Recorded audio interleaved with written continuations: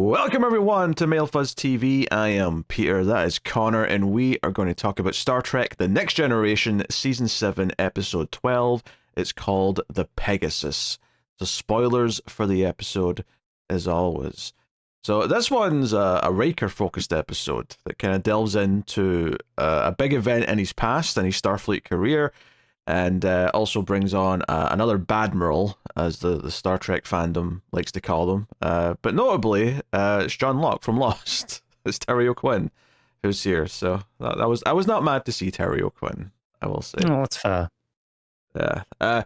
But yeah, I mean, this kind of delves into something that Riker and this at the time Captain Pressman were doing on the Pegasus, and they might have found a ship which was believed to be lost, and they're going to go looking for it because there's quote-unquote sensitive materials on board that they would like to recover.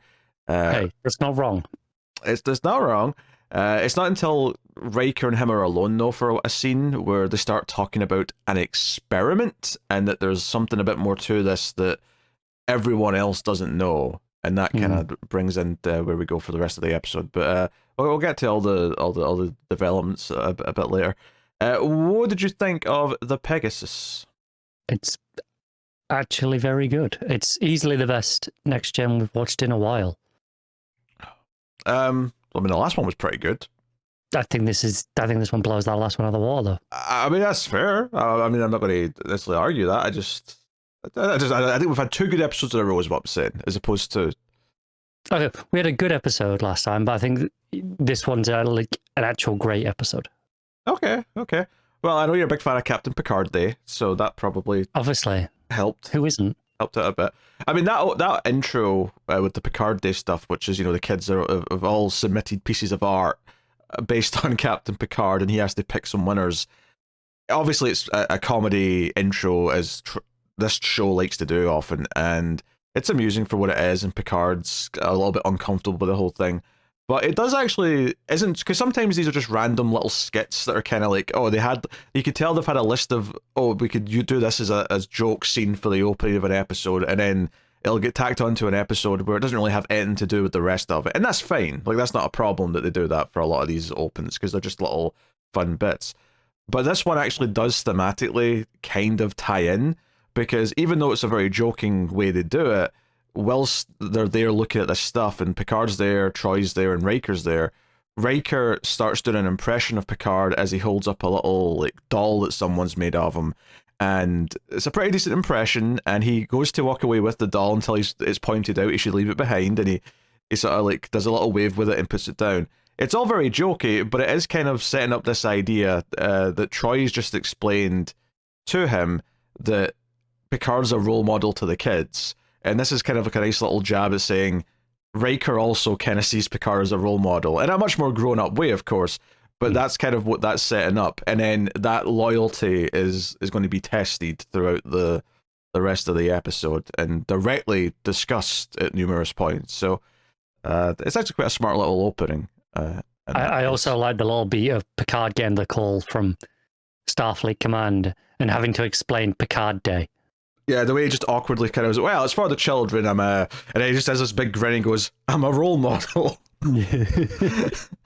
Yeah. And she's like, I'm sure you are. And I'm like, good for me. Yeah, well, because we know how uncomfortable this makes him, but the way he explained that there makes him sound like an egomaniac. Yeah. So, it's all good fun. But, yeah, I mean, the big thing here is obviously Admiral Pressman comes on board. Riker's immediately caught off guard and feels a little bit uncomfortable, clearly, and it kind of becomes this thing where it's like, okay, he's put in this position where obviously the memories of serving with this guy aren't, without some trauma, and they sort of tease throughout the episode what actually happened. We know that Riker, the captain, and a few other people survived, but everyone else on the ship died. So immediately I had the question of okay, but why did this group get off the ship? Surely the captain should be the last person leaving the ship. Well, what exactly went on here? And there's answers to that. And yes, I think mutiny. There's mutiny, which comes up much later. But I think what impressed me actually is that they kept teasing this experiment, right? It's the experiment. Well, we're going to try again, and Riker's clearly uncomfortable by this. He's kind of haunted by what happened the last time they tried whatever they did. And they kept talking about the experiment. They kept sort of building it and teasing it. And I kept being like, okay, like, is this going to remotely live up to all this like anticipation they're building with every tease they do of what this thing is? What were they trying to accomplish? And why, like, some people high up in Starfleet have like classified the records of this mission and swept it under the rug, why they're insisting that Picard just follow the orders of the Admiral and not talk over channels, just follow his orders and don't question them. Is this thing going to live up to it? And I have to compliment the episode and the writers, because I think the answer to what this thing is and why it's a big deal is perfect. Like, it actually completely comes together and makes sense and feels like a big deal based on just the history of, like, they found something to use in a way that actually felt like a really, like, so just to say what it is, because I'm talking around it here. So the experiment turns out to be that they were trying to make their own cloaking tech, right? And it was to get a one-up over the Romulans, who of course have cloaking tech. So did the Klingons, of course, but this was all about trying to like fight against that. The problem with that, so one, I think that on its own that just sounds cool already, because it's like, of course they want their own cloaking tech. That's a big deal if Starfleet can get their own cloaking tech. But two, and this is immediately brought up by Picard when he finds this out. In fact, Riker even brings it up before that, I think. He's like, the peace treaty we signed with the Romulans specifically specified that we would not try and develop cloaking technology. And that was a genuine treaty that was made, and this phrase is used multiple times, in good faith. That wasn't something we were supposed to be lying about. But there's a subset of people in Starfleet who are trying to sneakily do it anyway. And doing a pretty good job of it, all things considered. I mean, yeah, bloody work. I mean, not only does it work, it turns out that they can phase through solid objects with it, which is better than the other cloaking tech. Yeah, it's why I actually didn't realize that's quite where it was going at first. I think the point where they find the ship in the asteroid and it's like half in it, and they're like, "Oh, it looks like somehow it got stuck in there." I was thinking they were doing some sort of like teleportation tech. You were thinking this was like a precursor to Star Trek Discovery's jump drive. Kind of, yeah. Yeah. Like, because that made sense to my head as to how they would, like phase and get stuck in something. But this works too, and it's probably a better answer. It's a well thought out episode, because I think everything they spend a lot of the episode teasing had a risk of feeling underwhelming when they finally got to it. But I think not only does it sound big in the context of the history of Star Trek and everything that's happened on this show, and even the original series, because there's a lot of Romulan stuff in that, but the moral dilemma and like what it does for the story of this episode of putting Riker in this tough spot of having to pick between this admiral and his captain, who we know is close to Picard, and that being tested where the admiral early on says, "You're under direct orders to not tell anyone, including Picard, what the nature of this mission actually is and what we're doing out here." He's not happy about that. It's uncomfortable for him. And it gets worse when Picard starts to look into things and gets hands on a classified document and wants to actually ask Riker about things that went on. Because this is where he learns about the mutiny, and that's kind of weird. Starfleet vessels don't typically have mutinies. It's very uncommon. So he's like, what happened? And Riker doesn't talk about the experiment. He kind of like dances around it, but just kind of says, oh, there was a mutiny. The crew turned on the captain, and I was an ensign. I was just out of Starfleet. I think he said it was like 6-7 months out of the academy.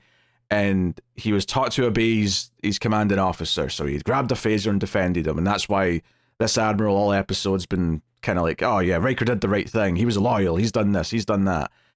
But it's so un-Riker. Like, I know, like back then, like he was fresh, he was new, but like everything we know about Riker is not that. And even like there's a scene where Picard, some of the admiral, was like, "Hey, I picked Riker because he'll tell me when I'm wrong."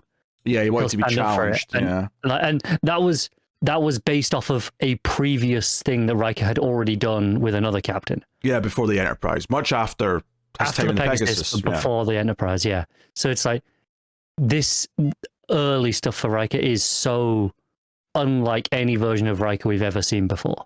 Joe what works about it, right, is that I think this is a really good example of certain something into a character's backstory. Because I'm very critical, especially with comic books, where they all, everyone always ends up being like, oh, this is someone the Batman knew for that year before he became Batman. It's like, well, how many people did he run into? It's starting to get ridiculous. But with these characters, there's a built-in time, especially with someone who's risen to the rank of first officer. Whereas, like, okay, he's got a career in the Starfleet before this, and we've not actually explored that much of it. Obviously, he's had previous commanding officers, he's had experiences, and yeah, one of them's turned out to be quite big, but because we've not really done this with a lot of Riker's backstory, this didn't feel like, oh, we're shoehorning another thing into his back. But not only do I like that element of it, what I really like about it is that everything you just said there about, oh, this was so unlike Riker, but we see that he was willing to challenge an off, like he's captain in this other ship, and that's what convinced Picard. He's willing to stand up for what he believes is right and challenge me, and that's what I want in a first officer. This moment where he didn't do that, where he just sort of like followed the rules he thought he was supposed to follow, this was like a formative experience that is probably led to his attitude of like, no, I should question things if I think they're doing the wrong thing. It absolutely has, which is why it wasn't a complaint on my part. I wasn't trying to say I wasn't defending it like you were complaining. I was just saying what I liked about it. I fully agree. You know, there's a point later on when he confronts him and was like, "Hey, if I had that choice again, I'd turn the phaser on you." Like he clearly regrets what he did that day, and he spent a lot of his career afterwards in direct contrast of that decision. Of like, no, I made the wrong choice there.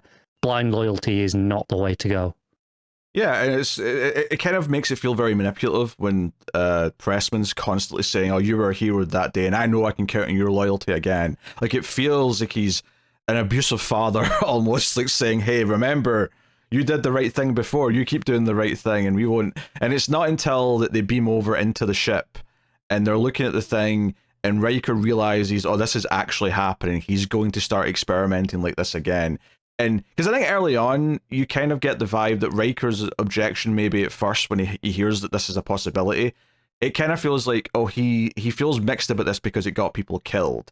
But this scene kind of like reveals that that's not, I mean, obviously that's a tragedy and he's upset about that, but the real problem here is the morals of what this is that they're doing, and that this is against what the entire point of being Starfleet is. Riker believes in that treaty, clearly. Yes. Yeah. 100%. I like. There's a point early on where he's willing to just blow up the Pegasus, just destroy it, like make sure the Romulans can't get it. That's the cover, but ultimately, I think he's like, "Hey, well, if it's gone, there's no way you can continue those experiments, so let's just get rid of it."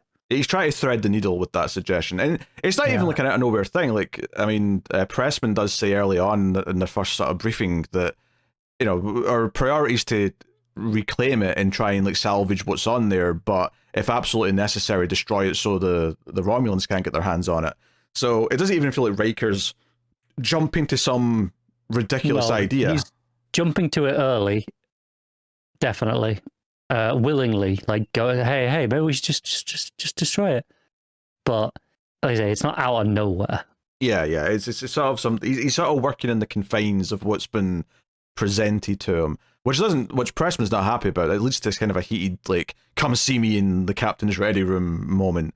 Yeah. And that's the point where sort of Worf and Data are kind of looking at each other like, there's some tension here. I don't know if I like this very much. And that continues because, of course, like, when Picard gets the report about the mutiny, and he starts asking Riker questions, and Riker answers as much as he can.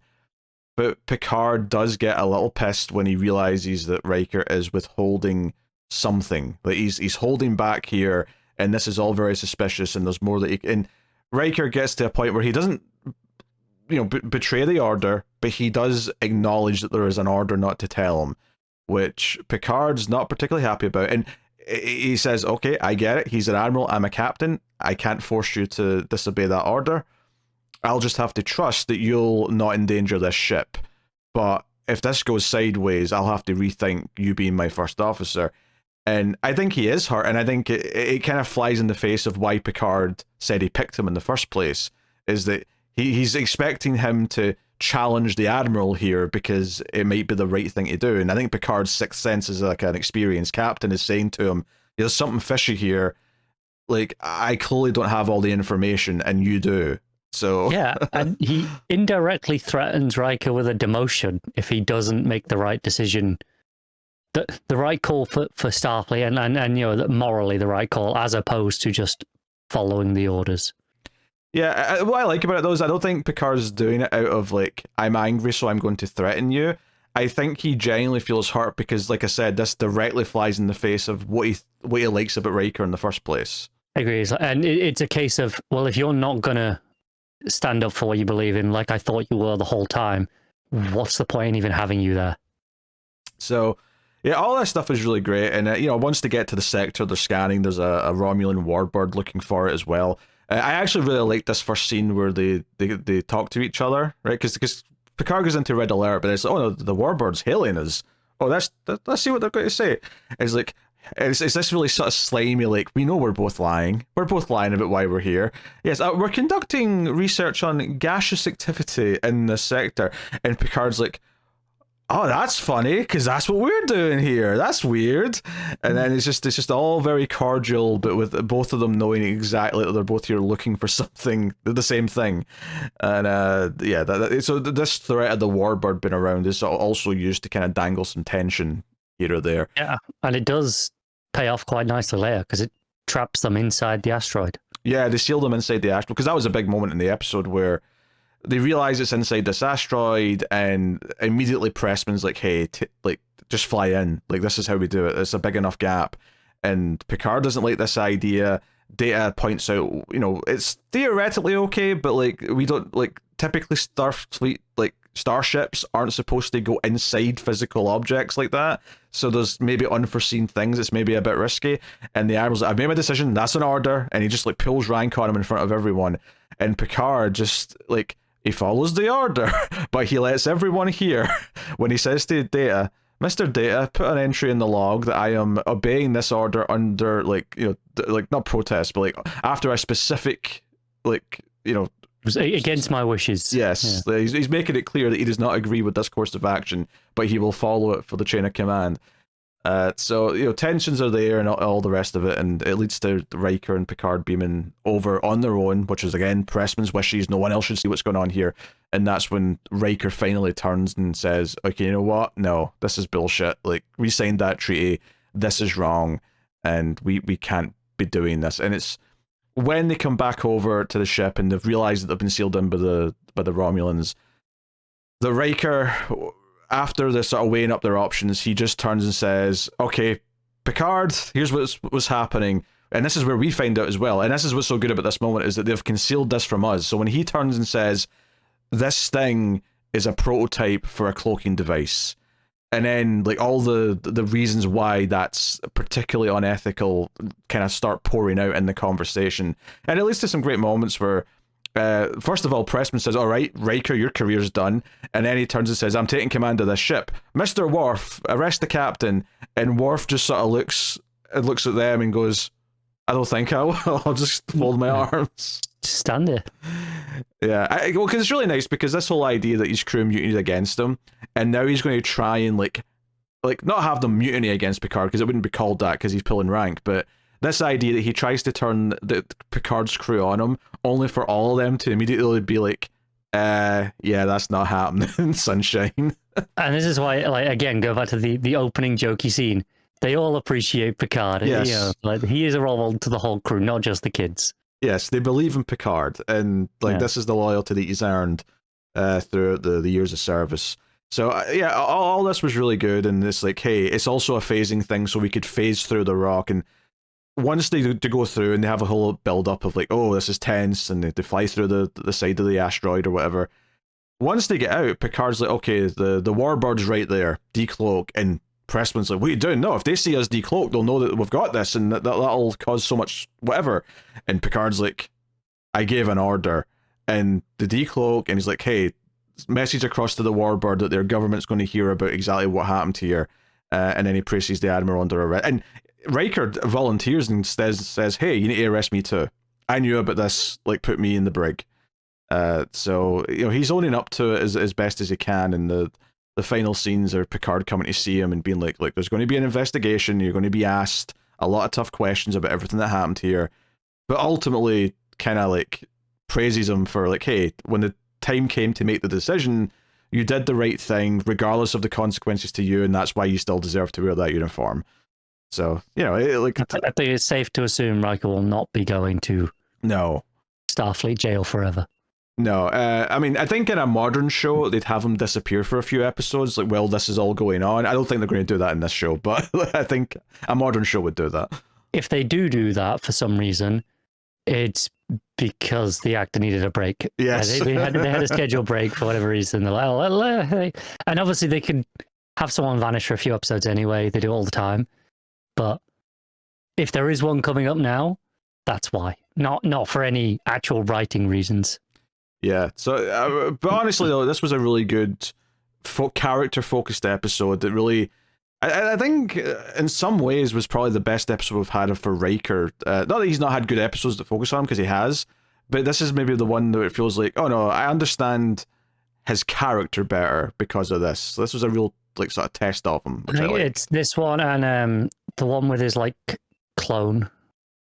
Yes, that was good. Yeah, which is another one that explored like his pre-Enterprise history quite a lot.